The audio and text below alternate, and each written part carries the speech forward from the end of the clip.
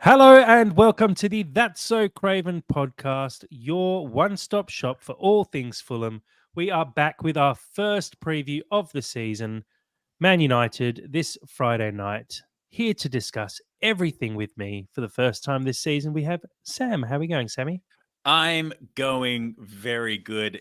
I feel very wholesome right now. It's the first time it's just been my family. We've had new people in the fold, but I feel very warm inside. I feel very excited. Dad was doing some weird before we started, and that's got me in a good buzz for this. I'm excited to get into it all. It's like we've come full circle now. It's great, and we're back into the season.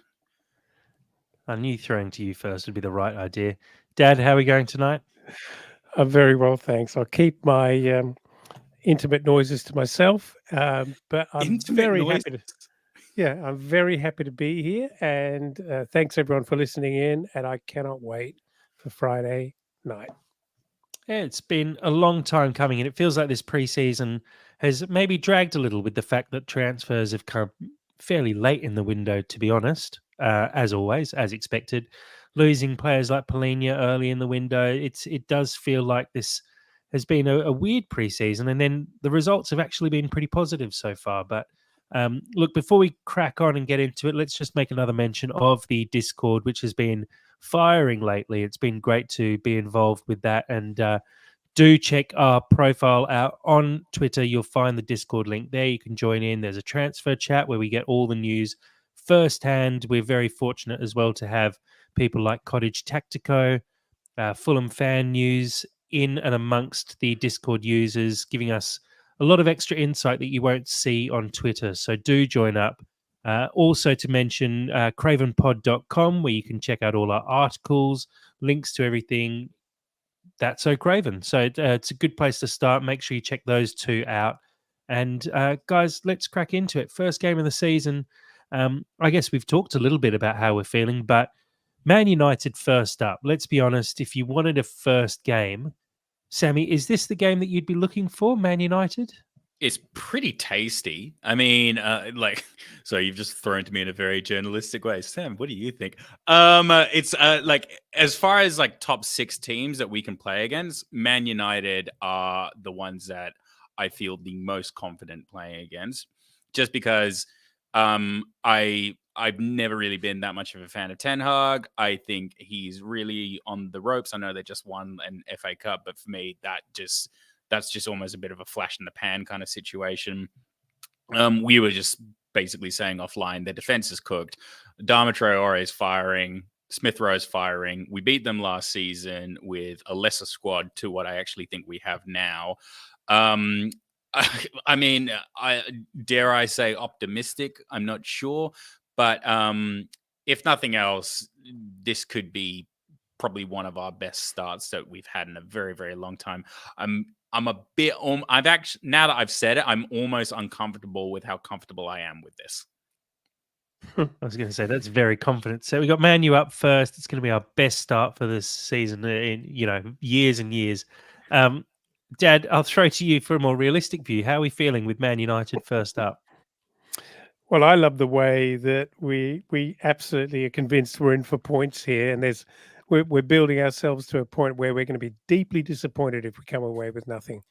And I kind of love that about it. It just feels like things have changed in the last couple of years with Man United. I think maybe that Metro Day was a turning point where we somewhat embarrassed ourselves at Old Trafford. We should have done so much better, and it feels like we left a little bit out there. And every time we go back, feels like we need to make amends for that and do the business and bring the points home.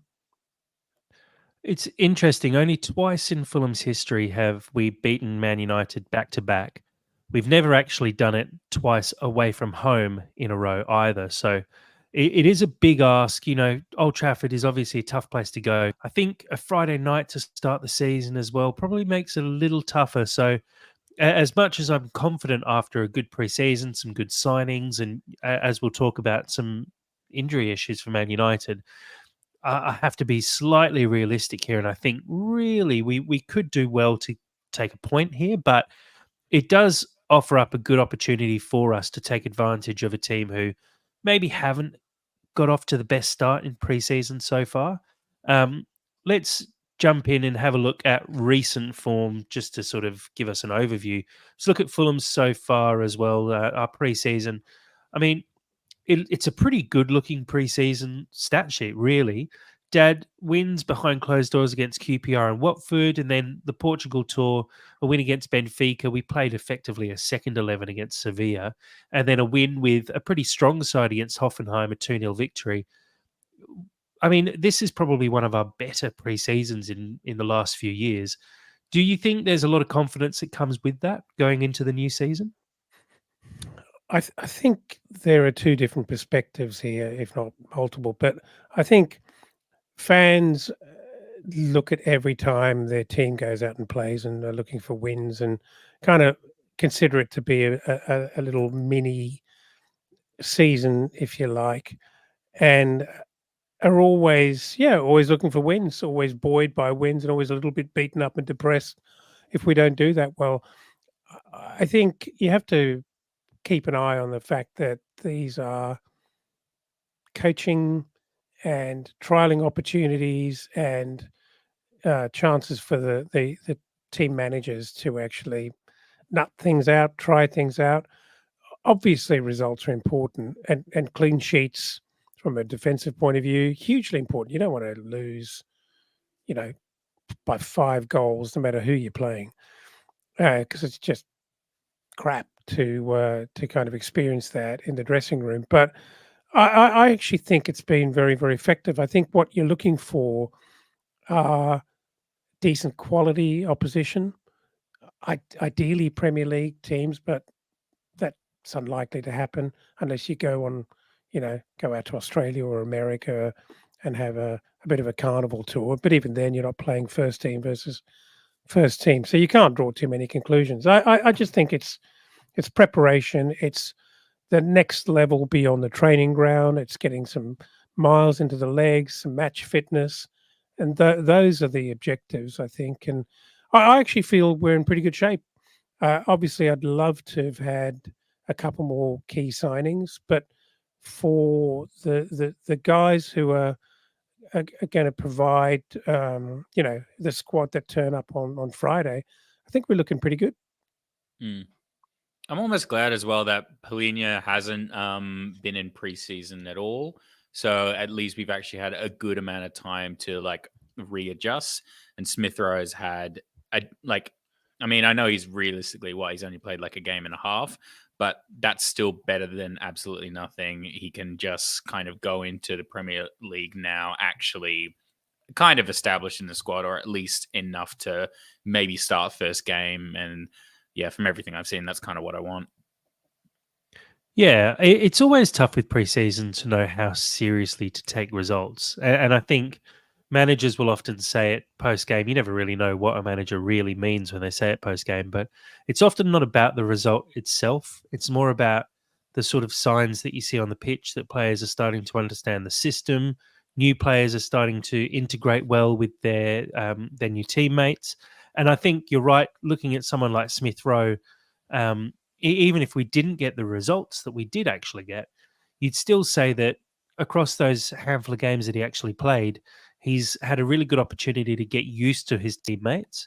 He's managed to find the score sheet a couple of times as well. So that's the kind of positive signs I think you're looking for. Similarly, with someone like with Cuenca, for example, he's not going to be thrown into the deep end right from the start, but to see him put into the team and to see him make an impact straight away, it is good signs more than anything. Let's have a quick look at Man United's recent form. Obviously, quite a different type of opponent that they've played. They've played Rangers, Arsenal, Liverpool, Man City, and Real Betis in pre-season. A couple of wins against Rangers and Real Betis, but losses to Arsenal, Liverpool, and then loss on penalties to Man City in the Community Shield. Sam, I'll throw to you on this one. How much should we be looking into the results here for Man United? It's always going to be hard, isn't it? Because Man United, They always play a bit of a mixed team in their preseason. Like I always remember Pereira being referred to as the preseason Pirlo because he always used to do really good preseason, and they just never used to play him. So I can't really take too much away from this. Real Betis though, I feel like they should have played much better against them. Like to concede 2 goals against a squad that realistically they should be putting that away pretty comfortably. That I'm not really sure what that says, but again, I mean, it's hard because I don't think they're ever gonna fully commit their full first 11 because they're really just testing the waters, and they're going through their youth as well just to actually see who's even there, like who's potentially going to feature. So it's difficult. I've heard from my Man United fan friends that they're completely done with Scott McTominay after this season. So they basically said they can just give him to us. Um, uh, but I just don't fully know. And I'll be perfectly honest, I haven't really been watching them, so I can't really gauge who's performing well. I've heard Rashford's had a pretty good preseason, but again, that can just be Man United bias and bollocks. It's really difficult with those top teams in the preseason. One thing to maybe look at and analyze here is in Man U's last 4 games, they've conceded 8 goals, which is quite a It's lot. And huge. It's a one lot. thing I do want to bring up as well is the fact that Man United have a bit of an injury problem at the moment. If we look at their injury list going into the first game of the season, Lenny Yoro, Taro Masia, Luke Shaw, Victor Lindelof, Harry Maguire, that's 5 defenders out. And, the majority of those, admittedly, Yoro hasn't made his competitive debut for the club yet, but you'd expect Shaw, Maguire, and Lindelof at least to probably start those games. They're also Yeah. missing Rasmus Hoyland as well up front, who, came good towards the end of last season and actually started looking pretty good in preseason before he got injured too. Um, Dad, how much of an effect do you think that's going to have losing, a lot of players? We talk about it when we make new signings that you can't just throw them in the deep end. Man, you are probably going to be put in a position where they have to play players out of position, maybe play youngsters in those defensive positions. How do you think they're going to struggle with that? Well, it's got to be an issue. Those are big names, and yeah, I, I I think it's there's got to be some linkage in those numbers and the leakage that you mentioned from their preseason results. That is a lot of goals. I didn't pick that up, but really a lot of goals that they've leaked. Um, I think we need all the help we can get, to be honest, away at Old Trafford. So yeah, having not a lot of sympathy, and I hope they're a rabble. Well, fingers crossed. Um, Guys, it would be good to get an idea because obviously there's been a few incoming, outgoing on the way you'd like to see Fulham line up for this game. I think we're all pretty comfortable with Bernd Leno in goal. Across the back line, there's probably a few more questions. I assume everyone's pretty comfortable with Anthony Robinson definitely being our left back rather than Ryan Sessegnon. Mm. Nothing against Sessegnon, but Robinson is in great form at the moment and looked really sharp in pre-season too. Across the two centre backs, we've got Bassi. We obviously with Tim Ream leaving, we got Cuenca as a backup for Bassi on the left side. We got Diop on the right side without any real cover behind him at this stage. At least there's links to Diego Carlos and Joaquim Anderson, which we'll talk about a bit later. But how would you like to see us line up with those back two in the middle there? Do you want to see Bassi and Diop start as they seem to have done for most of pre-season, or do you think it's worth a risk with Cuenca, who showed he's very good with the ball at his feet and might help us be a bit more progressive? I sorry, I can't see there be any chance that Bassi does not start. That's a double negative. I do apologise for that, but Yeah, um, Bassi's going to start, and I yeah. think Diop's going to be on the right. I don't think there's. I don't want that to be true. I want that to change really soon, but that's down to the window, and yeah, I can't see it being anything else but that. Yeah, I understand the logic of wanting a right-footed center back and right? You know what I mean. And having Bassi just occupy that left position. And I understand why Diop is currently favored at the moment. But really, I think from everything I've seen from Cuenca, I want to see if he can actually embrace that partnership and actually be on the right side. Because if he's good enough, I think I actually would prefer that. I'm not too bothered with him being a left footer. Uh, and to be honest, like I think if you are playing Premier League level, you have to be able to do both. And I think he can actually offer us more than Diop can. God bless Diop. I don't know. Maybe it's a bit of the grass is greener on the other side, and I think we're just getting excited about the fact that we still don't fully know this guy and what he's capable of. But the little chaos angel in me just wants to roll the dice and actually see if that can work. Because if that can work, I'd rather get the ball rolling on that sooner rather than later. To be honest, I haven't seen Cuenco play yet. I missed the his entrance in Portugal. So I don't know whether he is like every other left footer and extremely left sided. And you know, if he's 2-footed but happens to be, you know, predominantly left foot, great. But I would almost say that it can be so awkward having a player at centre back play on their wrong side. You know, this Well, is the Premier League. yeah. I mean, I remember we saw it last season with Bassi trying to play on the right when when he had to partner Ream, and Ream obviously didn't move off the left. And compare Bassi on the right to Bassi on the left, and they're completely different players. And that's always the worry. I don't know how well Cuenca would be able to play slightly out of position on that right hand side. I think risking it against Man United maybe isn't the best idea. Yeah, I get that. Definitely not. So I'd say Well, we the other probably do stick problem, with Diop, but yeah, go ahead. the other problem is that the teams do their homework, and the problem is they are so good at actually forcing players onto their weaker sides, Mm. and actually forcing a problem that shouldn't probably be there, but they'll create a problem. And actually, the moment he's given the ball to play out, he'll be absolutely pressed so hard in a way that forces him onto his right foot, and you know, Mm. it'll start to unravel from there. It happens all the time. So I'm not maybe Ipswich, give them a go if you're desperate, but no, not Man United away. It's hard, isn't Yeah. it? Because like centre backs as well, a lot of it has to do with their preempting play and their positioning. Because I do feel that you can kind of get away with. Because I remember when Tim Ream played, and obviously this is a bit of a slippery slope example because Tim Ream is excellent. But I remember when he played on the right a little bit later on into the season, and Bassi played on the left. Literally just in inverse of what happened earlier in the season. And I actually thought he played really, really well on the right. So it kind of goes to show it can work if you kind of have that innate understanding of what to do. But I just don't know enough about Cuenca to actually determine whether he's that sort of player or not. Yeah, I think that's fair. We haven't seen enough of him yet.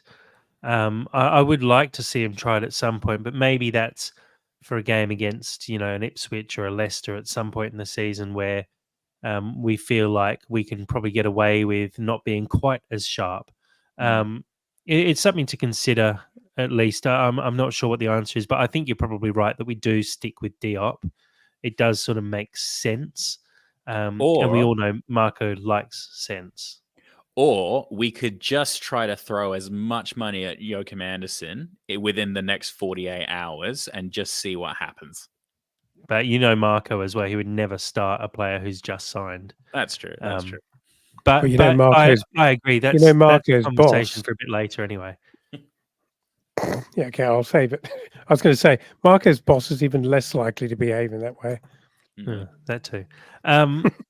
Let's talk about right back. Kenny Tete versus Timmy Chestnuts. What do we think? Dad, I'll throw you first. Well, we did talk about this the last time we chatted. Kenny Tete is looking really good. He's looking great in the Hoffenheim game. I thought he looked terrific. Haven't seen Castagna at all personally. Um, I'm sure there's been no drop off at all. I think Kenny's just had a good summer. He's obviously tidied up his injuries and he's looking sharp. And I'm not sure if it represents a change in the way Silva wants to play at right back. I think it's more a case of Kenny's got Marco's blessing at the moment. Sammy? It's really hard for me actually because I really like Castagna. I'm a big fan of Kenny. I'm a big fan of Kenny Tete, but Castagna really won me over last season, and they're just so different. It's really hard to compare them because they just do such different things. Like I think of Kenny Testo, Kenny Testes. Tete, yeah, Kenny Testes. I think of Kenny Testes as a really strong defensive right back who can potentially break lines if he needs to and just really hold shit down. But I really like Castagna's ball control. I just feel so confident when he's there. There's something about him that just really puts me at ease. And I by no means do I want to get rid of. It's really hard for me to choose one over the other. Because I do think, as much as I really like Kenny, I do think he does have a mistake in him. And when he's great, it's awesome and I love it. But I don't think I always have the consistency with him that I get with Castagna. I think I might actually be leaning more towards Castagna, and that's just my personal bias. I can get hate for that. I don't care. But I think I for a game like Man United, where I want the best, if it doesn't work with Castagna, just sub him off. Yeah, I'm torn on this one. I think Castagna is the um, more He's solid right back option. But Kenny Tete on his day is able to shut down players in a way that no one else seems to be able to do. When you got players like Garnacho maybe running at him, Anthony, and you want someone who's incredibly good one on one, Kenny Tete is your man for that. mm, And so I feel like Silva will probably go with Kenny, knowing that he is so good at those one on one defensive situations. And it makes total sense. He doesn't offer quite as much going forward, but obviously that's not the avenue we sort of try and go down most of the time. We do attack more down the left than down the right.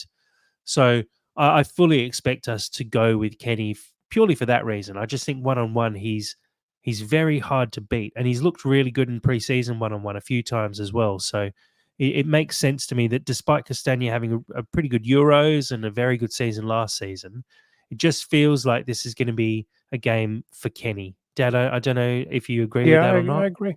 I Yeah, definitely agree with that. I think he is that sort of big match one-on-one guy, and I think Silva does believe in him. I don't agree with you, Sam, that he's got a mistake in him. I think the issue is more about the quality going forward, mm, um, where frankly, in the very, very final third, neither of them are really, really, really top level. But if they were, they'd be 40 million pound players. mm. Um, yeah. I do yeah, but trust I trust the Castagna cross a bit more than I trust the Kenny yeah, Tete cross. that's fair. Yeah. Yeah. Um, moving further up the field, the central two sitting deep, obviously without Polina, it throws everything open, and there's a few players who could slip into those positions. We've seen Lukic alongside Pereira. We've seen Lukic and Kearney. It's a possibility of old school Reed and Kearney, Reed and Pereira. Um, I'll throw across to you first, Sammy. Who would you like to see sitting deep, and who would you like to see sitting slightly further forward? So I guess the 6 and the 8, if you will. Yeah, it's a real choose your own adventure at the moment. I mean, it's good problems to have. I think I actually think I think I might want Lukic and Pereira Lukic sitting deep, and then Pereira sitting a bit more forward. I think that's what I want. I could be completely wrong because I mean, the best option might even be Lukic and Reed, because I think that's probably the most battle seasoned. But I I want Pereira to play because I think he's too much of a loss when he's not there. I know that that opinion potentially upsets some people, but yeah, I still think he has a tremendous amount of value, and I want to put Smith Rowe in the best possible position. So that requires starting the best players. So I think I want Lukic and Pereira. Yeah, I'll throw to you, Dad. But before I do, Sam sort of brings up an interesting point there. And what we've seen so far through most of preseason is that front three, as in the wingers and the attacking midfielder in the 10, of Iwobi on the left, Adama on the right, and Smith Rowe centrally. That sort of puts Andreas Pereira out of position. Not out of position, but it kicks him out of the squad, and therefore you're looking for a place to play Pereira.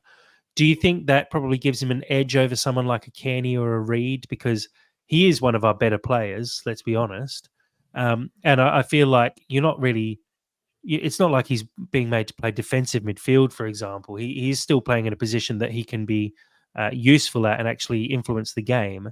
Do you think we're likely to see Pereira sit there, or do you think there's a possibility of him pushing forward and maybe Smith Rowe starts on the bench or starts out wide? Well, what I was going to say before Sam kind of said pretty much what I was going to say is that I don't think I can confine this conversation to the Mm, the defensive and those central defensive midfield. two. I think my thoughts begin with the fact that Smith Rowe plays and he starts every single game because he's that good, and we paid £27 million for him, so he's starting every game. I think there was a lot of conjecture about where he may play, and I fully believe that as the season unfolds, we may well see him from time to time on the left, and in various positions. And I think there's going to be a lot of moving, sort of musical chairs going on. But I actually think, for what I've seen at Hoffenheim, um, I'm certain Smith Rowe will be in the number 10. Mm. And I think we want both Smith Rowe and Pereira on the field. They're two really, really good players. And yeah, like you say, I don't think we're asking um, Pereira to be to perform an entirely defensive role. And I think he's really good there. It's a matter of I'm sort of wondering whether he wants to and likes playing that role, because I think he's going to have to get used to it if he wants to play a big part of um, this team's um, future. Mm. I think it's that hard. The problem I have is who you then partner with Pereira. I you know it's problematic for me. I think, of course, Lukic can do a job, but it feels like a bit of a placehold, and it just doesn't feel like a perfect midfield to me. But I don't really know who else could come in and do the job that has to happen at the base of midfield. It's actually a really good point you raised there, but I did just want to quickly say as well. I think Andreas can actually do the same role from center mid that he has been doing in the 10, because Smith Rowe really plays like an attacking poacher. Like he's good at literally just finding quick opportunities and just being incredibly fluid. So he wouldn't necessarily get in Pereira's way. And like, but you raised such a good point in uh I don't know who Andreas pairs well with. Possibly a new Brazilian signing. That might make sense. But until that happens, I mean, it could almost be somebody like Harrison Reed might partner the best with him. We just don't know because he just hasn't played there that often. Well, But the problem with that, Sam, is that mm, we've just got such a height disadvantage and a bulk disadvantage in defensive midfield. yeah, Harrison Reed, we love him. We know exactly what he does. He's mm, tenacious, very hardworking, but he simply isn't going to be able to um, compete in the aerial deals in midfield mm, and kind of do the well. He's certainly good at break up play, but he's not going to play that really effective muscle role yeah. I'm that not we backing him need. against Haaland. You know. Well, no, absolutely not. Mm. Um, so when we talk about, well, I don't know the answer to those midfield two. I think personally, Well, it's I think you do. It's called the transfer window. well, yeah, I agree. There's probably two players still to come in that we're looking at in those positions. I mean, obviously, McTominay, Andre, and Calvin Phillips are three names linked that all fit into the mold of what we're looking for. McTominay with a bit more height, sort of crashing into the Mm, box a little bit more often going forward as well. And Andre, someone who can sit deep and control the game. So it would make sense for those two to come in. But at the moment, we obviously don't have those players. And it kind of makes sense that you pick the best players for that you have at the time. And for me at the moment, that probably looks like Lukic and Pereira. I think Lukic and Kearney probably work a little better together, but I reckon we're likely to see Pereira sit deep. And look, I liked what I saw from Pereira sitting deep. He played a couple of really good through balls in the last game, and mm, I always enjoy seeing him sort of do a Tom Kearney basically and pick up the ball between the two centre backs almost and be able to dictate play because he is very good at passing the ball and progressing the ball. So maybe it's a position we'll see him grow into a little more this season because he was never really a goal scoring 10, which no. I think Smith Rowe will be for us. And so maybe repositioning himself into that deeper role will work better for him going forward. And you know, he's found himself in the Brazil squad recently. Maybe reinventing himself a little bit as someone who can play for an even longer extended period in the Brazil team would actually be beneficial for him in the long run. Mm, Here's a question, Um, though. yeah. Here's a question. Let's say Smith Rowe turns out to be everything that we think he's going to be, and I'm sure he will be, and we sign an Andre. Um, so you're short of that uh, big physical midfielder or defensive midfielder. What what role for Pereira at that point? Well, there's the possibility, I guess, of a bit of rotation. Smith Rowe, we know, could I be on think the Jack's bench, saying, starts Smith Rowe out wide. Um, depending on the game that you're playing, you might not need McTominay, and he's a good player to come off the bench late in a game. Or there's the possibility for some proper squad rotation that you see the big six teams do fairly regularly when you've mm, got a slightly better, deeper squad.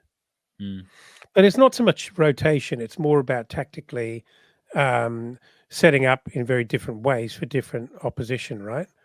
Mm, Um, as opposed to having two Pereira-like players and two Andre-like players and two McTominay-type players sure. who simply cover themselves because they can't play every match. But I think it leaves us with some pretty interesting questions, which we're not there yet because we can't quite sign Andre. So let's not bother about that till we do.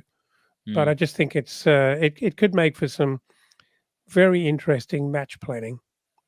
It's funny as well because like all of our options, they aren't necessarily bad options. Like I No, don't no. necessarily feel bad if Kearney steps in or Reed steps in. Like it's not like the idea of like Rodak going in goal that like Yeah. fills me with agonizing stress. Like we actually have a decent amount of stuff to play here. If anything, the only thing that we're in the dark about is what actually fits best, which is a good But, position to be in.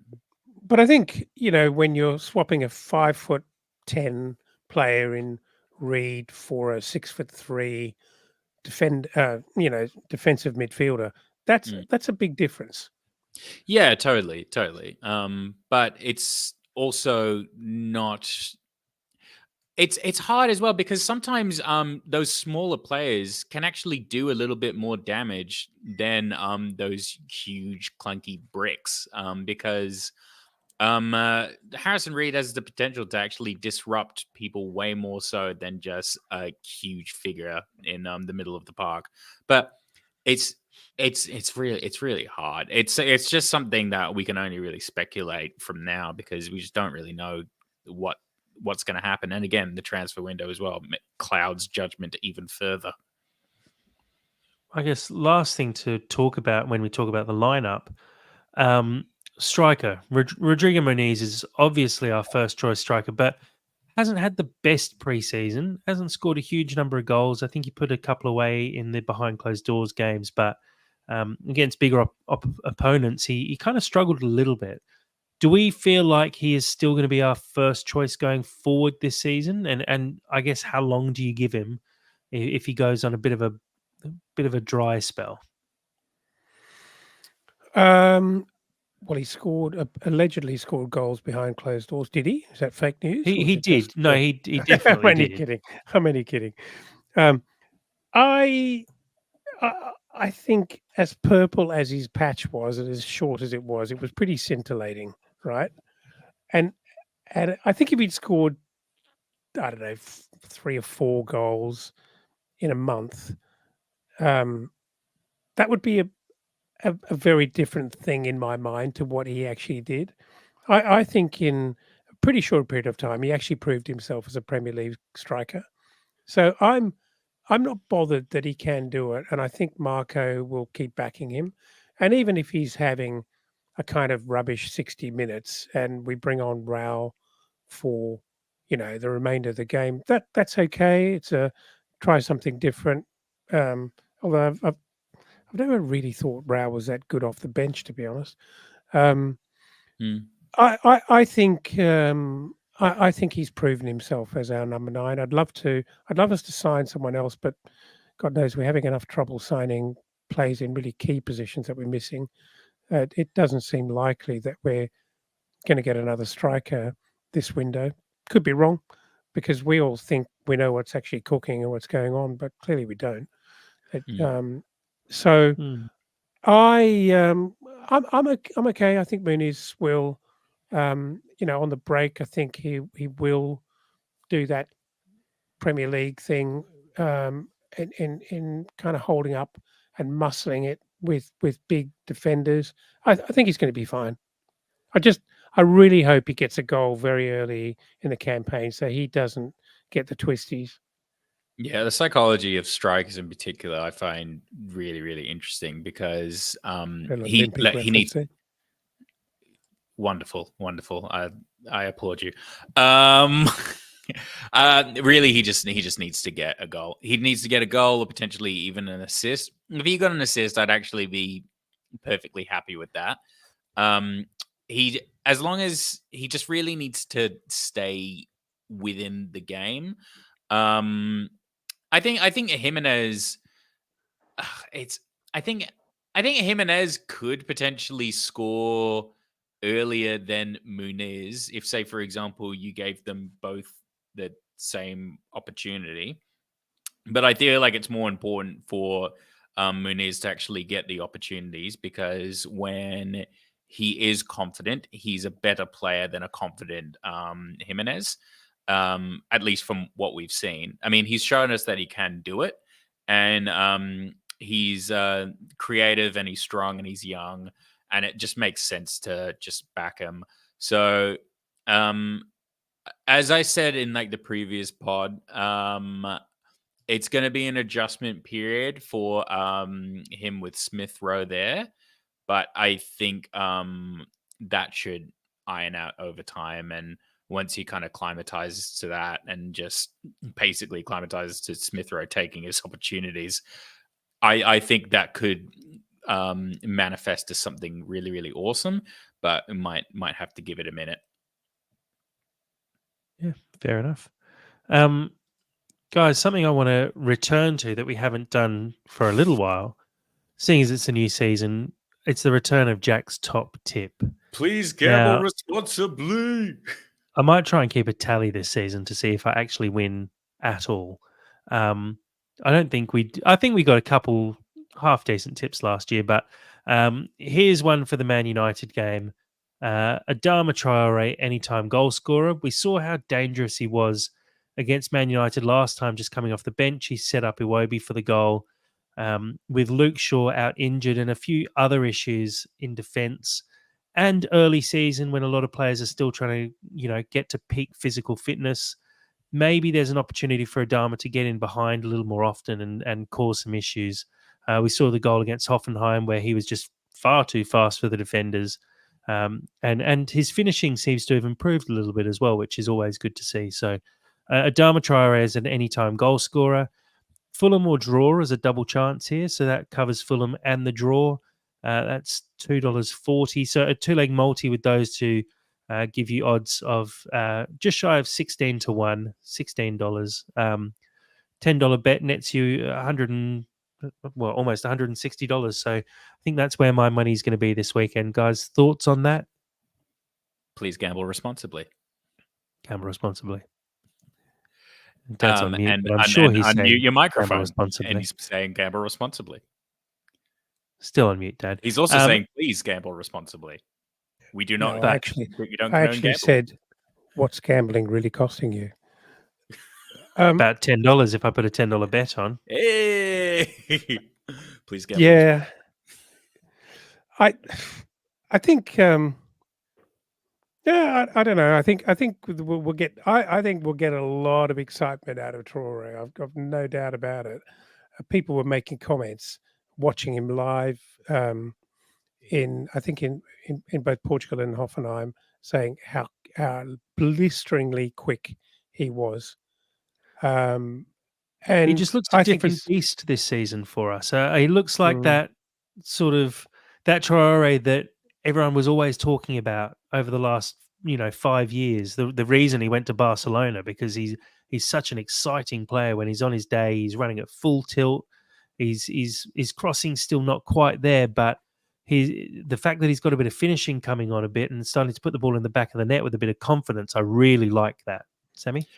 Do you know what I find really interesting about Traore? And I don't think it's a word that you would typically use to describe him, but he kind of comes off a little bit shy. I know you wouldn't necessarily think that by looking at the guy because he looks like a Hulk. But in every kind of thing I've ever seen him in a behind the scenes, he seems very, very timid and very to himself. And I wasn't sure if that was just him being a bit of a dick and just kind of just being above everything. But he seems to have actually integrated into the camp a lot more, particularly in this preseason. He seems to be smiling, which is something I don't necessarily see him do. So I really hope that he's actually at least warmed to it, because it's always going to be difficult when you go to a new club and people are boisterous and people he's basically gone to a new school and he's had to kind of figure out who his friends are. And I feel like he's actually kind of found his place in the squad. He's settled in now. And now it's just up to him to actually enjoy his football and really get settled in. And he has the confidence of everyone around him just being like, you're Traore, you're bigger than everyone by about 30 kilos, you're massive, and just boot the goals because you can do it and you're faster than everyone. I'm going to say that I'm probably more comfortable with his goal threat, as in I think he's quite dangerous if he can get himself into a position from both the left and right. He's got quite a left foot on him as well. And I actually rate his shot on goal as higher quality than his passing. I'm going to say. Definitely. So that's probably not a bad shout, Jack. Assuming he can get himself into a position, he may well score. And yeah, Fulham win or draw. Yeah, well, I'm tempted to palm off the top tip to you for next week, because I think you won quite a few tips last season. So I wouldn't mind passing it around the circle a little bit. Maybe we keep a bit of a book in the background, a dodgy book of tips as we go through the year and see who comes out on top. Guys, one final thing I want to cover is Obviously, we've been linked with Diego Carlos. I think we spoke about that in the last podcast, but a new link that's popped up for Joachim Anderson, who obviously played for Fulham a couple of years ago in that horrible Scott Parker period that we've all put out of our minds. But he was one of the shining lights, let's be perfectly honest. And Fulham have come back in with a bid. It's a big bid, about 30 million, I believe we bid to That was bring 20. Anderson. It was It was 20 20 and was then rejected, but refreshed to we've gone 25, back I with think.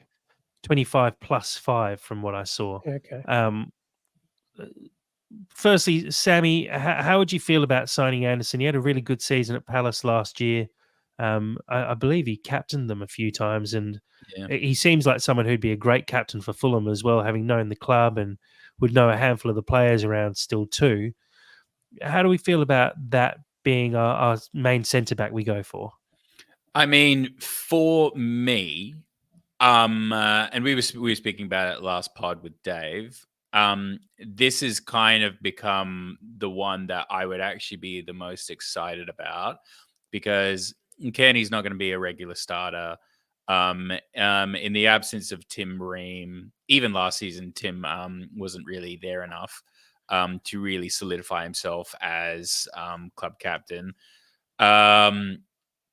Leno's been filling in as captain, and I'm okay with that. But I mean, he left Fulham a good player, and then I think Palace made him an even better player. Like he came, well, that was because he came from Lyon, I believe, or one of those teams. When he came to us, and he was just breaking into the Premier League and the Danish national squad. Whereas, like now, he's an out and out Premier League player. He's an out and out Premier League guy. I would love him to come back and literally reclaim the armband because I think it would just make so much sense. He would fit perfectly on the right. He would just establish himself so easily, and it would just be so familiar. It wouldn't be clunky at all.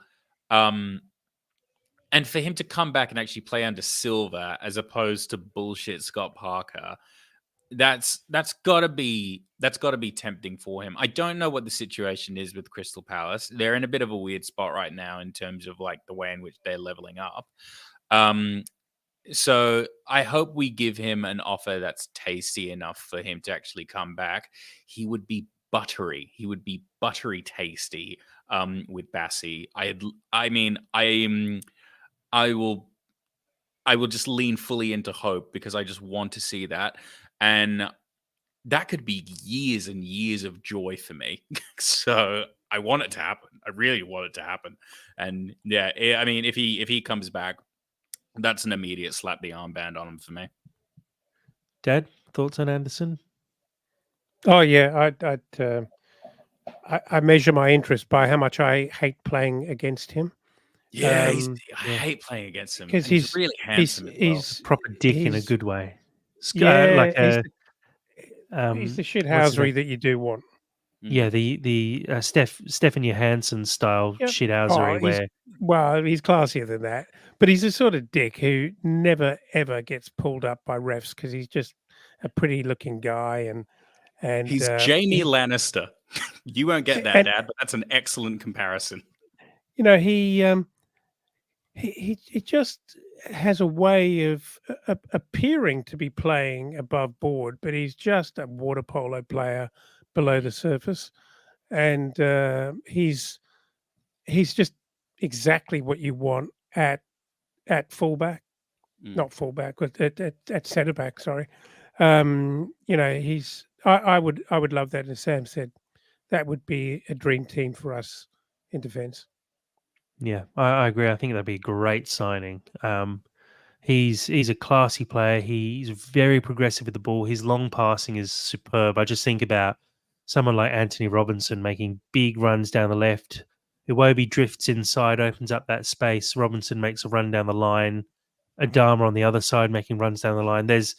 It's exciting looking at a player like that who we know can move the ball forward. And then if you put someone like an Andre in there with him, and there's some real excitement building as we get closer to the end of the window. Obviously, it gets a little bit squeaky bum time, but I think the moves we're making in the market this summer are are exciting and they're really good moves, and it's good to see. I know we whinge about it quite a lot, that the way we do business is um, frustrating sometimes, but the outcomes, if we pull off Anderson, maybe Andre and McTominay from here, it's a seriously it's an amazing window, Oh and yeah.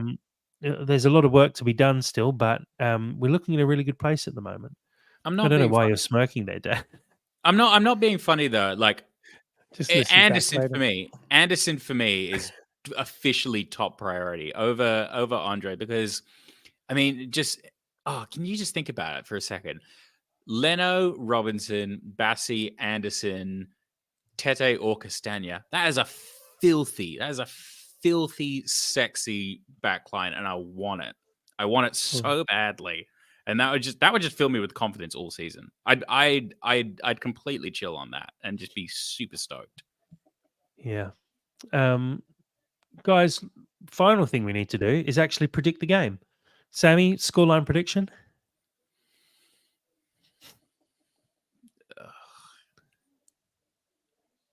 I hate that I am gonna do it, but my brain says 1-1. It will be a 1-1 on it. Like, and it'll be really shitty as well, because it'll be run 1-1 in like the 87th minute or something like that, and it'll just break all our hearts. But I think 1-1. I like how you're getting shitty at a 1-1 draw against Man United at Old Trafford. That's a great I've been outcome. spoiled. I've been spoiled, and I want the best. I want these guys to go all the way. Dad, your prediction? So this is where all that hard work and fitness that Mooney's has invested in over summer comes to fruition, and he actually gets a brace together with a Traore goal. But Man U do actually get two, so we win 3-2. I like it. Okay. All right. In preparing the slides for today, I decided I'd just go ahead and prepare the slide for the result as well.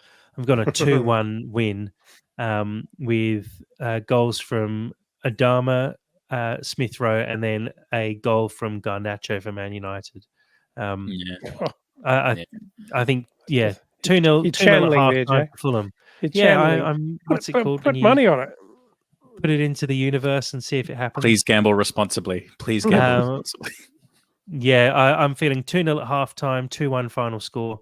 Maybe I must have to put money on that, because I've seen it. I've had a vision.